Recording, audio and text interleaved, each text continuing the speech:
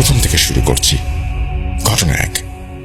আমার বয়স যখন 4 বছর, তখন আমার মা আমার নানুর ঘরে নিয়ে যায়। আমার নানু আমাকে চিকিৎসা করে। আমার স্পষ্ট মনে আছে সেদিনের কথা। আমার নানু পিতলের একটি প্লেট আমার পিঠের ওপর দিয়ে কি যেন পড়ছিলেন। হঠাৎ আমি খেয়াল করি ওই পিতলের প্লেট ভেদ করে তার ভেতর থেকে 3টা সাদা আলো বের হয়ে গেল। ঘটনা 2। আমার বয়স 7 বছর। আমি মাদ্রাসায় পড়তাম। একদিন মাদ্রাসা থেকে না বলেই বাড়িতে রওনা দেই। তখন আনুমানিক 7:30 বাজে। গ্রাম অঞ্চল, 7:30 মানে অনেক রাত। শর্টকাটে বাড়িতে যাওয়ার জন্য আমি বাগানের ভেতর দিয়ে যাচ্ছিলাম। বাগানটা ছিল মাদ্রাসার পেছন দিকে। ওদিকে আমি মাদ্রাসায় নেই বলে আমার আব্বু আমাকে খুঁজতে বের হয়। সময় 9টা। আমি বাসায় যাই। এতক্ষণ আমি বাগানে ছিলাম। আমার আম্মু আমাকে পেয়ে অনেক কান্নাকাটি করে। কিছুক্ষণ পরে আমার আব্বু মাদ্রাসার কিছু ছাত্র নিয়ে আমার কাছে আসে। আমি ভয়ে ছিলাম। তখন আমার আব্বু আমাকে জড়িয়ে ধরে বলে, তুই কোথায় ছিলি? আমি বললাম, আমি বাগান থেকে আসছিলাম। তখন তোমার ভয়ে আমি বাগানে ছিলাম। আব্বু বলে, আমি যখন তোকে খুঁজতে বের হয়েছি, আবুল বলল তোকে নাকি বাগানের ভেতরে যেতে দেখেছে। তাই বাগানে খুঁজতে গিয়েছিলাম। হঠাৎ দেখি তোর পায়ের ছাপ। তার পেছনে অনেক বড় একটা কিছু পায়ের ছাপ, যেটা মানুষের নয়, মানুষের থেকে অনেক বড়। এগুলো দেখে আমি ভয় পেয়ে গিয়েছিলাম। ঘটনা 3। আমার আব্বু গ্রামের মাদ্রাসা থেকে ঢাকায় নিয়ে আসে আমাকে। ঢাকায় আমি হাফেজি পড়ছিলাম। সমস্যার কারণে মাদ্রাসার নামটি উচ্চারণ করছি না, তবে এটা মতিঝিলে। ওই মাদ্রাসায় একজন হুজুর ছিলেন যিনি জিন পালতেন, এবং কি কি জিন রাতের বেলা তার কাছে আসতো প্রায় আমরা সেটা খেয়াল করতাম। হুজুর ফজরের আজান দিলে নামাজ পড়ে মাদ্রাসার 3টা নারকেল গাছ ছিল, সেই সাইডে একটা নারকেল গাছের কাছে যেতেন এবং কি যেন পড়তেন। একটা বই বের করতেন তখন। আর নারকেল গাছগুলোতে অনেক কাক বসে থাকতো। একদিন আমি ফজরের সময় ঘুম থেকে উঠে ওই নারকেল গাছের কাছে যাই। দাঁত ব্রাশ করতে করতে হঠাৎ আমি লক্ষ্য করি গাছের উপরে 2-3 জন দাঁড়িয়ে আছে। আমি ভয় পাই এবং মাদ্রাসার ভেতরে চলে আসি। পরে জানতে পারি ওগুলো হুজুরের জিন ছাত্র, যেগুলো হুজুর বন্দি করে রেখেছেন এবং তাদেরকে হুজুর পড়ান। ওই গাছে অনেক লোহার গজাল মারা ছিল। ঘটনা 4। আমার আব্বু ঢাকা থেকে সাভারে চলে আসে, যার কারণে আমিও সাভারে চলে আসি। আশুলিয়া থানায় ওখানে একটা বড় মাদ্রাসা আছে, যেখানে একজন হুজুর ছিলেন যার বাম হাতের কোনো আঙুল বাঁকা ছিল। ছাত্ররা বলতো উনিও নাকি জিন পালে। আমি ভাবলাম প্রত্যেকটা মাদ্রাসায় হয়তো একজন হুজুর থাকেন যারা জিন পালন করেন বা বন্দি করেন। মাদ্রাসার ছিল চারপাশে দেয়াল, এক পাশে 3 তলা, তার সামনে 3 তলা এবং ডান সাইডে মসজিদ, মাঝখানে মাঠ। এমনকি মাঠে অনেক পদের গাছ ছিল। অনেক গরমের কারণে একদিন আমরা বারান্দায় ঘুমাই। অনেক রাতে কেন জানি আমার ঘুম ভেঙে যায়। একটা ডাকটা ছিল একটা ছাগলের। আমি বারান্দার গ্রিলের ফাঁক দিয়ে দেখি ছাগলটা প্রচুর চিৎকার করছে এবং আসলে কি হয়েছে তা আমি দেখতেই ভয় পেয়ে যাই। কিছুক্ষণ পরে আমি ভয় পেয়ে আরেকজনকে ডাক দেই। আমরা দুজন উঠে দেখি ছাগলটা নেই। পরের দিন হুজুর আমাকে অনেক বকাবকি করেন কেন আমরা বারান্দায় ঘুমিয়েছিলাম। মাদ্রাসার এক পাশে ছিল বাথরুম, 4টা বাথরুম।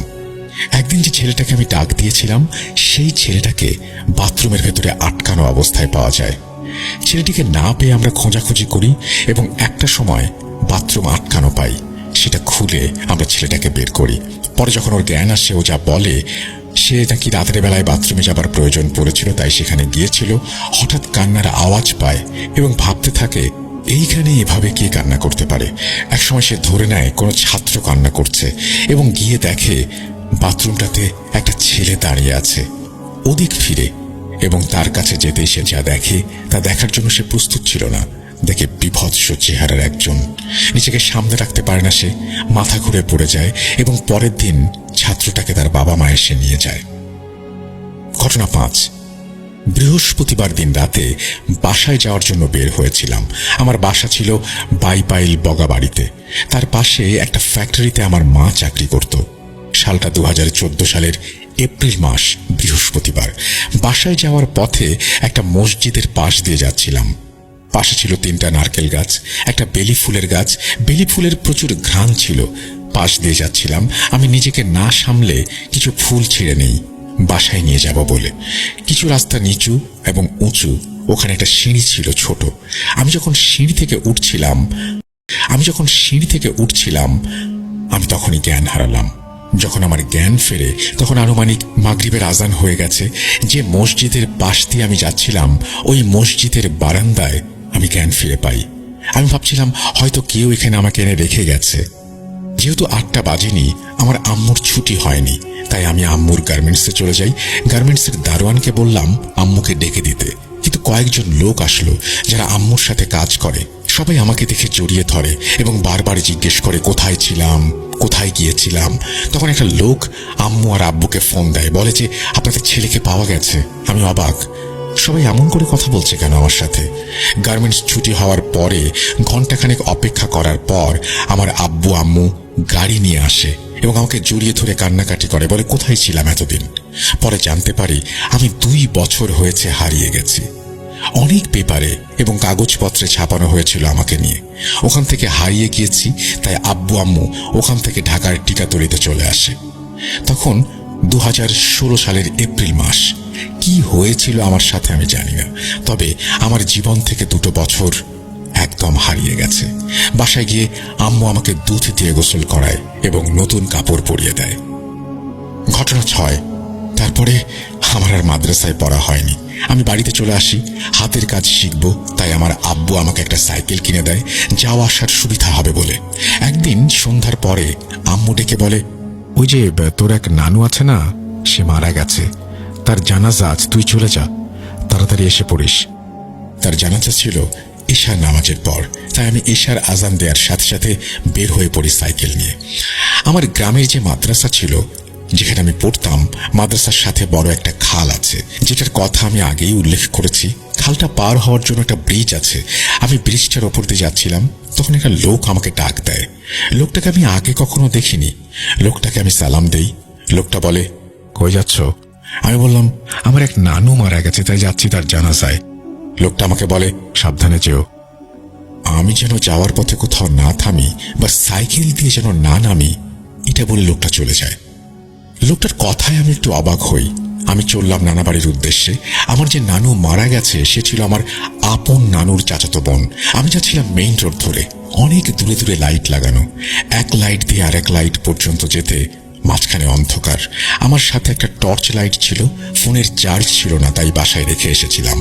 2 লাইটের মাঝখানে যে অন্ধকার জায়গাটা, আমি তখন সেখানে। হঠাৎ দেখতে পাই আমার সাইকেলের সাথে সাথে একটা কুকুর আকৃতির আবছা ছায়া দৌড়াচ্ছে। আমি আমার নানা বাড়ি কোনো মতে পৌঁছাই। জানাজা ও মাটি দেওয়া শেষ হয় তখন আনুমানিক রাত 10টা বাজে। গ্রামে 10টা মানে অনেক রাত। আমার মামা আমাকে থেকে যেতে বলেছিল, আমি থাকলাম না, বের হয়ে পড়লাম সাইকেলটা নিয়ে নানা বাড়ি থেকে। বের হওয়ার সময় চিকন একটা রাস্তা পড়ে, 2 সাইডে জঙ্গল, একটু পরে ডান সাইডে একটা পুকুর, তার বাম সাইডে একটা কবরস্থান। আমি যখন যাচ্ছিলাম একটু ভয় ভয় লাগছিল। আমি যখন পুকুর পর্যন্ত আসি হঠাৎ মনে হলো কে যেন পুকুরে ঝাঁপ দিল। আমি ভয় পেয়ে যাই, সাইকেলটা থামাবো এমন সময় লোকটার কথা মনে পড়ে, তাই আমি আর থামলাম না। কবরস্থানটা পার হওয়ার সময় আমার এক বন্ধু আমাকে ডাক দেয়, বলে, শাওন কোথায় যাচ্ছিস, একটু দাঁড়া, আমি যাবো তোর সঙ্গে। তখন আমি ভাবলাম যে এখন এত রাতে আরিফ এখানে কি করে। আমি আর দাঁড়ালাম না, আমি বাসায় চলে যাই।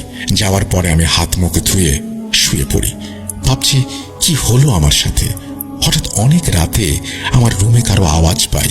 আমি দেখি সেই লোকটা যার সাথে আমার ব্রিজের ওপরে দেখা হয়েছিল। আমি ভাবলাম এত রাতে আমার রুমে এই লোক আসলো কিভাবে। সে আমার পায়ের কাছে দাঁড়িয়ে আমাকে বলল, যা হয়েছে তাতে ভয় না পেতে, আর এই কথা যেন আমি কাউকে না জানাই। এই বলে সে আস্তে আস্তে অদৃশ্য হয়ে যায়। পরের দিন নানু আমাকে যেতে বলে, তাই নানুর কাছে যাই। নানু আমাকে কালকের ব্যাপারে সবকিছু বলে, ফোঁ দিয়ে দেয়। তারপর আমাকে বলে আমার নাকি তুলা রাশি।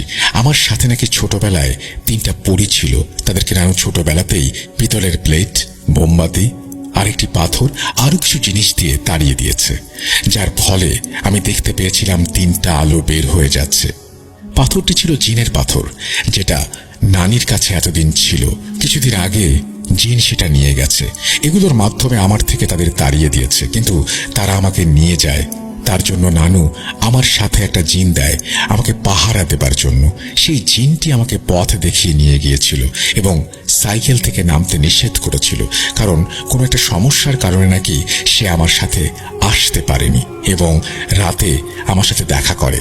আমি যখন 2 বছরের জন্য হারিয়ে গিয়েছিলাম তখন নাকি সেই জিনটি আমার সাথে ছিল না। যে পাথরটি আমার নানুর কাছে ছিল সেই পাথরটি জিনদের দরকার ছিল, তাই সে সেটা নিয়ে গিয়েছিল তাদের রাজ্যে, আর সেই সুযোগে আমাকে পরীরা নিয়ে গিয়েছিল। আমার নানু নাকি অনেক চেষ্টা করেও আমাকে আনতে পারছিল না, তখন অন্য একটি ওঝার মাধ্যমে আমাকে নিয়ে আসা হয়। এখন আসি যে প্রশ্নগুলো আপনার মনে উকি দিচ্ছে সেই সম্পর্কে। ঘটনা 1-এর টুইস্ট। ছোটবেলায় যে আমি দেখেছিলাম পিতলের প্লেট এবং 3টা আলো, সেটা আসলে 3টা পরী ছিল। ঘটনা 2-এর টুইস্ট। গ্রাম অঞ্চলে বাগানে পানি যাওয়ার জন্য ছোট ছোট করে বেড় তৈরি করা হতো, যার কারণে বাগানে পানি যেত। বেড়ের ভেতর আমার পায়ের ছাপের পেছনে যে বড় বড় ছাপ ছিল, সেটা ছিল সেই জিনের পায়ের ছাপ, যেটা আমাকে পাহারা দিত। ঘটনা 4-এর টুইস্ট। মাদ্রাসায় যে ছাত্রটাকে বাথরুমে অজ্ঞান অবস্থায় পাওয়া গিয়েছিল, আসলে সেই রাতে আমাকে নিয়ে যেতে এসেছিল। সেই ছাত্রটা দেখে ফেলেছিল, তাই তাকে বন্দি করেছিল বাথরুমে। ঘটনা 5-এর টুইস্ট। আমি বাসায় যাওয়ার সময় আমার সাথে জিনটা ছিল না। এই সুযোগে বেলি ফুলের ঘ্রাণে